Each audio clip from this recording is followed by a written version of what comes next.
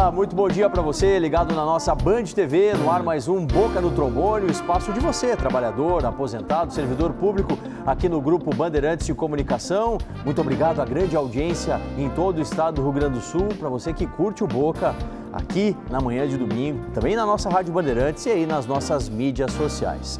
A partir de agora, entre em contato conosco. Mande as suas dúvidas, as suas perguntas de previdência, de direito do trabalho e também interaja com o tema que hoje é palpitante. Daqui a pouquinho vou lançar aqui na nossa mesa. Mas use aí o nosso WhatsApp, também se comunique pelo nosso e-mail, né? E aproveite para navegar no nosso portal, o site do Boca no Trombone, que sempre tem notícias de previdência e de direito do trabalho. Mande as suas perguntas ao longo do programa, a gente vai estar respondendo aqui e também no nosso quadro Dica Trabalhista. E hoje, o que vamos debater? Qual é a nossa pergunta-tema? O servidor público é um parasita? Tivemos essa declaração do governo federal, lá do ministro da Economia. Queremos saber a sua opinião, participe pelos nossos meios de contato e, claro, vamos com os meus debatedores, os meus colegas, em nome da FESERGS, presidente do Sindsama, aqui do Sindicato de Servidores da Área da Saúde, a Márcia Elisa Trindade está com a gente agradece a sua presença, Márcia, e já lhe pergunta, objetivamente, você que é da área da saúde, os servidores são realmente um parasita? Obrigado por estar com a gente, bom dia. Bom dia a todos os telespectadores, agradeço o convite e é com muita indignação que a gente recebe esta fala do nosso ministro que nós somos um parasita. Parasita é aquele que se hospeda em um corpo e que vai enfraquecendo, tirando toda a força. Na verdade, o Estado é um Estado forte porque tem serviço público. Nós, servidores públicos, atuamos diretamente com a população na saúde, na educação e na segurança. Sim. Um parasita não teria essa, como é que eu vou te dizer, esse objeto de trabalho que é o de servidor público. Certamente. Muito longe disso, né, gente? E a Crédito Correios, como é que pensa através do seu presidente, Manuel Brum, que mais uma vez está com a gente aqui na manhã do domingo, presidente? Sua opinião sobre essa temática? Os servidores da empresa brasileira de Correios e Telégrafos certamente não gostaram dessa manifestação. Bom dia. Bom dia. Um bom dia especial aos trabalhadores e trabalhadoras dos Correios e Telégrafos, empregados públicos que servem a população e agora estão carregando peso e caminhando para entregar pacotes e cartas. Esses são, segundo esse ministro, que se diz da economia, mas não entende nada de economia, né? Porque se ele entendesse de economia, ele não diria essa semana que é bom subir o dólar e falou aquela coisa das empregadas e tal, aquele preconceito. E hoje eu leio aqui no jornal, Banco Central intervém e dólar fecha em queda. Ué, mas o ministro não disse que era bom subir o dólar? Então, que ministro é esse? Ou ele é mentiroso, ou ele não entende nada de economia. E qualquer uma das duas não serve para um ministro. Além de tudo, ele é mal educado, além de tudo, ele é preconceituoso e não é esse tipo de pessoa que o nosso país merece e que os trabalhadores públicos merecem. Vamos debater mais sobre essa temática e realmente é muito, mas muito palpitante esse tema. E ao GERME Sindicato, através do seu presidente Isaac Ortiz, a quem a gente agradece a presença mais uma vez aqui no programa. Isaac, o que pensa dessa declaração que realmente deixou a todos aí estarrecidos, né? Obrigado por comparecer ao Boca, bom dia. Bom dia, Solano, bom dia aos telespectadores do Boca. Olha, eu diria assim que esse ministro faz parte de um governo que o merece, né? Talvez a população não mereça esse tipo de governo, nem esse tipo de ministro que faz esse tipo de declaração, né? É um cidadão que despreza o serviço público e nunca precisou do serviço público, né? Ele não conhece o serviço público, ele não sabe que ele, na função que ele está desenvolvendo ali, ele é um parasita, então, porque ele é um servidor público. É um servidor, ali, exato. Entendeu? Mas então a arrogância dele é tanta que ele desconhece a importância do serviço público, né? A educação, a saúde, né? Nós, policiais aqui gaúchos, aqui no Rio Grande do Sul, nós, no ano passado, perdemos 6 policiais. Então, perdemos 6 parasitas, então? Sim. Todos eles trabalhando? É isso que esse cidadão pensa da população, que ele tem o dever de zelar, o dever de fazer uma economia melhor para que esse povo viva melhor? Não. Pegou muito mal. E ele não está fazendo economia para ninguém, ele está tratando do interesse dele e dessas pessoas que ele defende aí, né? E, aliás, quando ele se refere ao dólar alto, né? Se refere que a empregada doméstica está indo demais a Disney, né? Ele não está se referindo só à empregada doméstica, ele está se referindo a essa classe média que votou nele aí, ó, que eles menosprezam, eles odeiam essa classe média também, que são pobres e não sabem que são pobres também. Vamos falar mais com o Eugênio também sobre essa temática. E a advocacia, como é que está pensando? Porque nós temos um caos, doutor Luiz Gustavo Ramos, do CRJ Advogados, no INSS. Lá nós temos servidores públicos. E mais, nós temos servidores públicos a menos, há um déficit muito grande. Só que quem está lá está trabalhando e está trabalhando bastante, né? Para tentar deixar em dia aí mais de 2 milhões de requerimentos em todo o país. Como é que a gente resolve essa questão? Obrigado mais uma vez, um bom dia. Bom dia, doutor Solano, os colegas debatedores, aos nossos telespectadores também. Esse primeiro comentário ele é mais objetivo, então eu teria para dizer que essa declaração do ministro foi uma declaração triste e totalmente repugnante. Esse é o termo que eu encontro para falar desta declaração dada pelo ministro da Economia. O país vive um caos no serviço público. Nós que militamos todos os dias nas agências do INSS, temos a exata noção do que está acontecendo. E é por culpa do servidor? É óbvio que não. O servidor não é responsável pelo caos que está havendo lá nas agências do INSS, aqueles processos todos represados. Nós temos falta de servidor, as agências estão sendo fechadas, a população está sendo jogada para a internet para encaminhar benefícios previdenciários, o que é um verdadeiro absurdo. Hoje, se o senhor e a senhora precisarem ir a uma agência do INSS, os senhores sequer podem entrar numa agência do INSS. E isso se deve ao caos que se instalou no serviço público por este governo. Aí vem o ministro com uma declaração dessa e a gente começa a entender um pouquinho por que o nosso serviço público está dessa forma, porque nós precisamos de serviço público de qualidade, nós precisamos de servidores públicos bem remunerados. Existem abusos? Existem. Ninguém está negando isso. Agora, existem abusos em outras áreas também. Claro.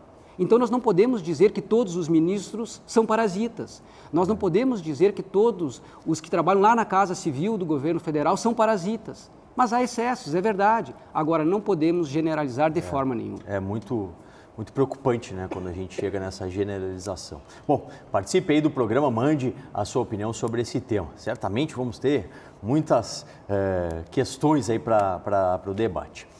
Perguntas de direito da Previdência. O Clóvis Silva, ele diz assim, doutor Luiz Gustavo, minha esposa está aposentada há 19 anos, né, por invalidez, e ela tem 58 anos de idade. Ela vai ser chamada para o chamado pente fino do INSS? Ele diz que é nosso telespectador. Obrigado, siga com a gente aqui, Clóvis. Seu Clóvis, resposta também objetiva. Não, ela não deve ser chamada. Ela tem mais de 55 anos, já está há mais de 15 anos em benefício por incapacidade, está aposentada por invalidez, então, portanto, ela não deve ser chamada na realização do pente fino. O senhor Velci Cruz, ele diz que tem um precatório federal, né, em razão do processo da aposentadoria. O pagamento está marcado para novembro. Ele quer saber, doutor Luiz, se vão adiantar para abril, como foi feito no ano passado.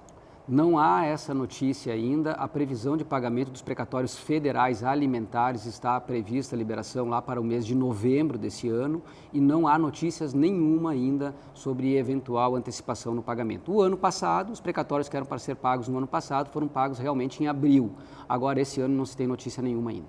E o seu Vilmar da Silva, ele mora lá em Bento Gonçalves, diz o seguinte, um pecúlio que a esposa recebe no valor de R$ 494, em razão de um acidente que houve na mão direita, né? E já faz muito tempo. É normal que o valor ficar nesse patamar? Como que a gente pode ajudá-lo? Sim, o popularmente chamado pecúlio, ele é previsto na legislação previdenciária, ele é chamado legalmente de auxílio acidente, que é devido àquele segurado que sofre um acidente de qualquer natureza, de trabalho ou não, e a partir daí tem uma redução na sua capacidade de trabalho. Esse benefício pode ser inferior ao salário mínimo. Então, aparentemente, com os dados que eu tenho, eu diria que sim, é normal que a sua esposa receba valor aquém do valor do salário mínimo. Tá certo. Obrigado, doutor Luiz. Segue com a gente na consultoria de Previdência, que também está presente lá na nossa Rádio Bandeirantes. Olha só. Aos sábados, na Rádio Bandeirantes, o Boca no Trombone responde dúvidas previdenciárias e trabalhistas. Também tem muita opinião sobre os temas do momento. Sábados, 7h30 da manhã, Boca no Trombone, na Rádio Bandeirantes. Pois é, nos prestigie lá na nossa RB, na nossa Rádio Bandeirantes, em AM 640 e no FM 94,9. E claro, né, faça a sua postagem aí na internet de Direito da Previdência e Direito do Trabalho, sempre usando a nossa hashtag BocaAno31. Bom, a gente está debatendo, pessoal, hoje as declarações, né, que não foram as melhores colocadas aí pelo governo federal. Marcelis, vamos trazer a realidade aqui para os servidores da área da saúde. A gente tem uma defasagem, isso é sabido, né, dos servidores no Poder Executivo como um todo, né? Na área da saúde, que números nós temos, o que precisaria para a gente ofertar aí em matéria de recursos humanos um serviço de mais qualidade ainda para a nossa população? Solano, eu não tenho esses dados aqui, não poderia te falar, mas nós estamos aquém dos recursos humanos que nós precisamos para fazer um bom atendimento. Além de não ter estrutura, porque o governo não investe em estrutura e muitas vezes a população reclama do serviço, não é pela prestação do serviço do servidor, mas pela falta de estrutura que esse servidor tem. Teve um tempo que eu estava emprestada para a prefeitura, onde informatizaram toda a rede e tinha postos de saúde que não tinha internet. Então, esses servidores tinham que sair da sua UBS e ir para outra para poder fazer a marcação de consulta dos especialistas, dos médicos especialistas. O que acontece? Além de ganharmos pouco, nós nos importamos efetivamente com a população que nós prestamos esse serviço. E aí, eu sei que esses trabalhadores cotizaram com o seu salário para comprar um modem, para poder botar dentro da UBS, para poder marcar essas consultas. Sim. Então, além da defasagem de recursos humanos que nós temos, sim, e muita, nós também temos uma falta de preocupação do Estado de proporcionar essa estrutura para que o servidor possa prestar um serviço de excelência. Presidente Manuel, essa realidade também é comum, né, nos Correios e Telégrafos, também temos essa dificuldade aí de número de recursos humanos, de material, né, para que, enfim, carteiros e carteiras consigam ofertar cada vez melhor aí o serviço para a população? Sim. Os Correios, com 356 anos de vida, criaram uma estrutura em todo o Brasil para poder atender a população, desde o Chuí até lá em cima na Amazônia, né? Então, hoje o Correio está sendo sucateado e contratado terceirizados. E o terceirizado, o empregado terceirizado, não tem os mesmos direitos que o empregado dos Correios. Às vezes eles não recebem, outro dia tinha uma turma fazendo greve porque não tinha recebido o 13º. Então, isso é uma política para sucatear as empresas públicas. Sucatear para quê? Para que estas pessoas que são rentistas, donos de banco, como o ministro da Economia, o Guedes, ele é dono de financeiras e de bancos. O seu banco acabou fazendo negócios com o nosso fundo de pensão chamado Postales. E hoje o Postales está com mais de 10 bilhões de déficit. E o governo, que diz que quer privatizar o Correio, e vai, se nós não impedirmos, uma das alegações é o déficit do fundo de pensão, que eles meteram a mão. Então, eles são muito maquiavélicos. Eu diria assim, quando deram o golpe em 64, teve um parlamentar que Sim. disse uma palavra chamada, né, canalhas. Sim. E eu digo, eles são canalhas. Canalhas. Presidente da UGIR, Isaac Ortiz, na Polícia Civil a gente tem, comumente você tem comunicado, né, à nossa população a falta de funcionários, né? Como que se resolve isso? Né? Porque concursos públicos não estão previstos aqui no estado do Rio Grande do Sul. E pensando também, dentro do que a gente está tratando, né, um melhor serviço público, a população melhor atendida, precisaríamos de quantos policiais civis a mais? Hoje nós temos em torno de 5 mil e poucos policiais entre agentes e delegados, né?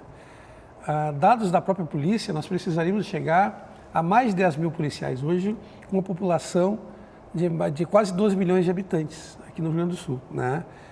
Há 20 e poucos anos atrás, nós tínhamos um efetivo maior que temos hoje na polícia, né? O déficit é brutal. A Polícia Militar, eu acompanhando agora aí, ó, nessas correrias com meus colegas da Brigada Militar, do Corpo de Bombeiros Militar, a gente ficou estarrecido com o número de policiais que atuam no policiamento hoje no Rio Grande do Sul. 9 mil policiais, entendeu?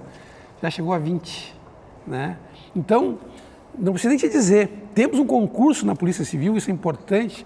Temos um concurso que foi realizado na Polícia Civil, nós temos em torno de 2 mil aprovados aí. Já aprovados? Já aprovados. Sim. É só o governo Leite chamar esses policiais para fazer academia. Dia 18 vai ter uma audiência, nós vamos estar na Assembleia Legislativa, percorrendo os gabinetes dos deputados para conseguir assinaturas, para que esses policiais sejam chamados o mais rápido possível. O governo está chamando a conta-gota, né, tchê? Então deve ser brutal na Polícia Civil. O número de adoecimento, pessoas que estão prestes a se aposentar, pessoas que poderiam estar contribuindo, estão fugindo dessa reforma da Previdência aí, né? Sim. Então, assim, ó, é uma série de coisas aí que ajuda a desmontar o serviço público, né? E aí eu te pergunto, se na área da saúde, se na área da educação, se na área da segurança pública, tu trata essas áreas dessa maneira, imagina nas outras, trata o Correio, os Correios que prestam um serviço fantástico para esse Brasil, sim, né? Sim. E o que hoje há no Estado, aqui no Estado que eu digo no Brasil, aquilo que aconteceu nos anos 80 na Inglaterra, né? Um verdadeiro assalto aos serviços públicos, né? E tiveram que fazer tudo que fizeram nos anos 80, que a Margaret Thatcher fez, tiveram que refazer tudo, né? Bem-estar social, tudo, né? Que levaram... Vários países estão tendo esse caminho agora. É inverso. E o Brasil está na contramão disso aí, com esse bando de picareta que assumiu esse governo. Doutor Luiz. Os colegas falando aqui no sucateamento, e eu estou me lembrando aqui da situação do INSS, vou trazer a brasa aqui para o meu assado, né? Vejam, desde que foi aprovada a reforma da Previdência, uma mais significativas reformas pelas quais já passamos, desde novembro para cá, doutor Solano, não se deferiu nenhum benefício. Pedidos encaminhados a partir de novembro, em que os segurados se enquadram nas novas regras, os benefícios não estão sendo concedidos, não se concedeu uma, mas não é algumas, não se concedeu uma pensão por morte para a família de segurado que faleceu a partir da reforma da Previdência. Auxílio-doença, né? O doutor conversava antes do programa, né? O sistema do INSS não está preparado para executar os cálculos. E aí vem o seguinte, vamos sucatear o INSS, vamos sucatear a DataPrev, vamos jogar a responsabilidade para eles e vamos convencer a população de que é necessário privatizar tudo. Sim. Vamos privatizar o sistema de previdência no país. Então, o senhor, a senhora que nos assistem, não precisam concordar conosco. Agora, reflitam sobre algumas coisas que nós estamos falando aqui. A quem interessa o sucateamento do serviço público? Tem que pensar. Paradinha no nosso debate? Sim, que agora está chegando aí as perguntas e respostas de direito do trabalho do nosso quadro, o Dica Trabalhista.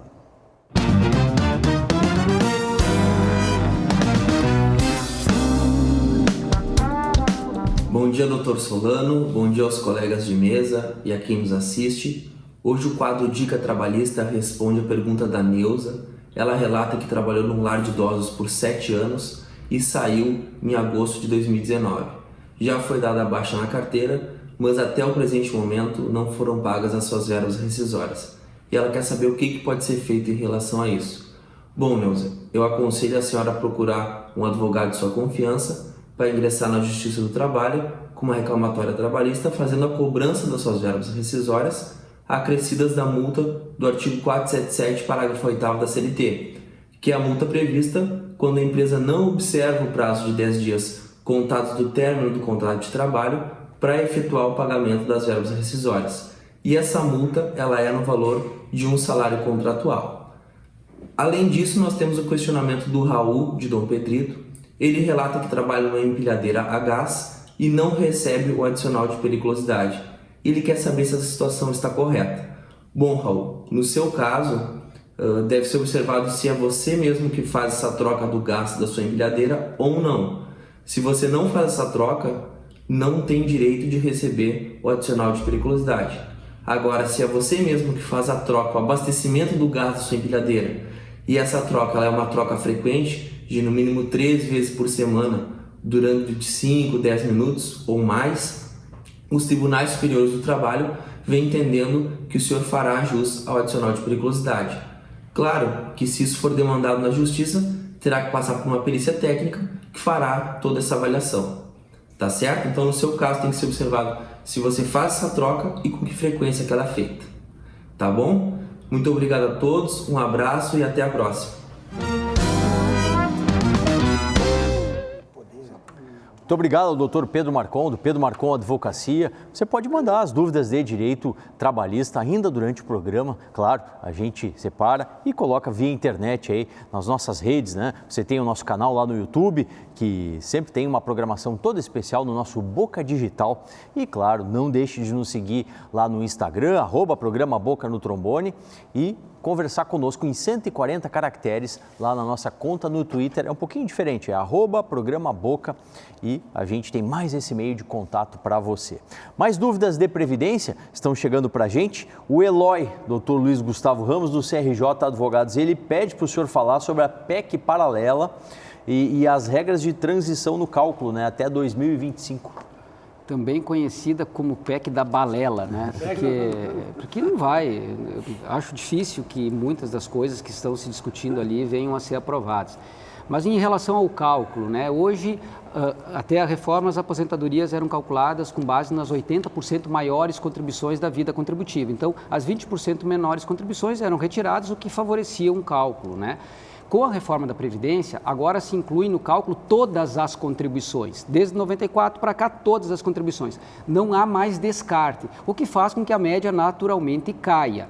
Na PEC paralela, se pensa em manter por algum tempo essa forma de cálculo, excluindo as 20% menores por um período, depois exclui apenas as 10% menores e assim sucessivamente, até que chegamos num momento em que se excluam as 20%, em que se incluam, melhor, as 20% maiores. Agora, como eu disse, eu não acredito que isso venha a andar. A PEC paralela tem outras questões relativas à aposentadoria especial também, sim, mas eu não vejo futuro, não acredito que haja interesse na aprovação dessa PEC. E a Flávia aqui de Porto Alegre diz que vai fechar 30 anos agora, nesse mês de fevereiro. Tem como pagar pedágio para não perder tanto? Né? Se sim, de quanto tempo seria esse pedágio e qual o salário, quanto que ela perderia? Bueno, é difícil de responder uma pergunta dessas em tão pouco tempo, mas vamos lá.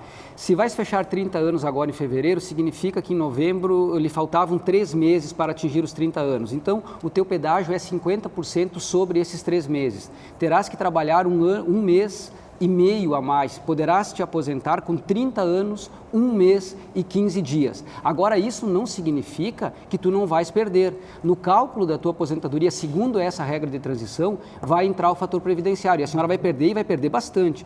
Lhe aconselho a procurar um profissional da área do direito previdenciário, fazer uma simulação, ver se a senhora não se enquadra numa outra regra de transição um pouquinho melhor. Acho que vale a pena dar uma olhada nessa sua situação. Planejamento previdenciário, sem dúvida, né? Esse é o lema agora. E claro, sempre essas perguntas que nós respondemos aqui não eximem você de procurar um profissional, procurar um colega, um advogado da sua confiança para esclarecer, entrar nas minúcias do seu caso. Aliás, desculpa, as nossas respostas, elas têm o objetivo apenas de aguçar a curiosidade do telespectador. Para ir aprofundar aí no profissional. Exatamente. Né? Paradinha, daqui a pouquinho a gente retorna para a conclusão final. O tema de hoje, palpitante, né? O servidor público é um parasita? A gente quer saber a sua opinião. Boca no 31, sempre na luta.